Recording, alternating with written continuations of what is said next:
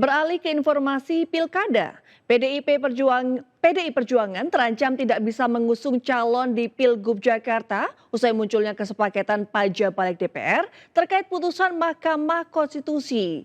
Dalam kesepakatan panja balik, salah satunya disebut partai yang memiliki kursi tetap harus memenuhi ambang batas 20% di DPRD untuk dapat mengusung calonnya sendiri.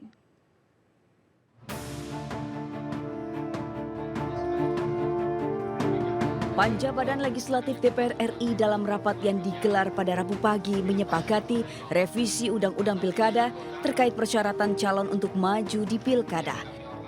Namun ada yang berbeda dari putusan nomor 60 yang diketuk Mahkamah Konstitusi Selasa kemarin. Dari beberapa poin yang diketuk MK, tidak seluruhnya diterapkan, melainkan dikompilasi dengan aturan yang sebelumnya ada. Salah satunya pasal 40 ayat 1 terkait syarat batas kursi yang sebelumnya diubah oleh putusan MK, kini dikembalikan lagi oleh Balik. Dalam pasal ini disebutkan partai yang memiliki kursi tetap harus memenuhi ambang batas 20% di DPRD. Menanggapi hal ini, fraksi PDIP menilai janggal kesepakatan panja revisi Undang-Undang Pilkada terkait syarat pencalonan kepala daerah bagi partai politik yang memiliki kursi di tingkat DPRD. Pimpinan rapat juga langsung mengambil kesepakatan tanpa meminta pandangan fraksi. Tadi dipaparkan itu tidak diberi kesempatan kepada setiap fraksi untuk menyampaikan pendapatnya. Langsung diketuk. Nah, setelah itu tutup ya sudah kita masuk sekarang kepada tahap berikutnya. Tim SIN. Iya betul. Ya sudah istirahat. Lalu kami minta untuk di print. Ya, setelah di print itu ternyata justru bertentangan dengan keputusan Mahkamah Konstitusi, ya. PDI Perjuangan yang awalnya mendapat angin segar usai putusan MK kemarin, kini terancam tidak bisa mengusung calon di Pilgub Jakarta. Sebab jumlah kursi PDIP di Jakarta hanya 15, sementara batas minimalnya 22 kursi.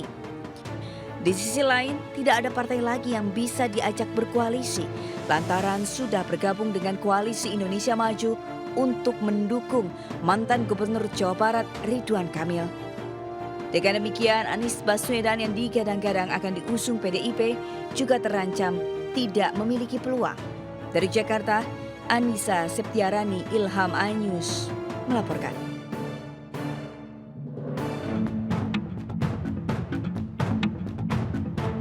Terkait syarat pencalonan di Pilkada, Mahkamah Konstitusi memutuskan bahwa terdapat sejumlah ketentuan terkait partai politik di DPRD maupun partai politik non-DPRD. Untuk partai politik dengan kursi di DPRD dapat mendaftarkan pasangan calon jika memperoleh 20% dari jumlah kursi DPRD atau 25% dari akumulasi suara sah di pemilu DPRD. Untuk partai politik tanpa kursi di DPRD provinsi, maka prosentase suara sah berdasarkan jumlah populasi di provinsi tersebut. Provinsi dengan populasi 2 juta jiwa, maka suara sah minimal 10%. Populasi 2 hingga 6 juta jiwa, suara sah 8,5%. Populasi 6 hingga 12 juta jiwa, suara sah 7,5%. Dan populasi lebih dari 12 juta jiwa, suara sah 6,5%. Sementara untuk partai politik tanpa kursi di DPRD Kabupaten Kota, ketentuannya antara lain. Populasi lebih dari 250.000 jiwa, suara sah minimal 10%. Populasi antara 250 hingga 500.000 jiwa, suara sah 8,5%. Populasi 500.000 hingga 1 juta jiwa, suara sah 7,5%. Populasi di atas 1 juta jiwa, suara sah 6,5%. Terkait syarat usia calon gubernur dan calon wakil gubernur, MK mensyaratkan berusia paling rendah 30 tahun untuk cagup dan cawagup. Sedangkan untuk calon bupati dan calon wakil bupati, serta calon wali kota dan calon wakil wali kota, paling rendah 25 tahun. Terdapat perbedaan antara putusan MK dengan hasil sidang balik DPR RI yang disetujui oleh pemerintah dan DPR. yaitu soal batasan umur kepala daerah minimal 30 tahun saat pelantikan Januari 2025 mendatang. Untuk parpol yang punya kursi di DPRD tetap memakai ambang batas 20%.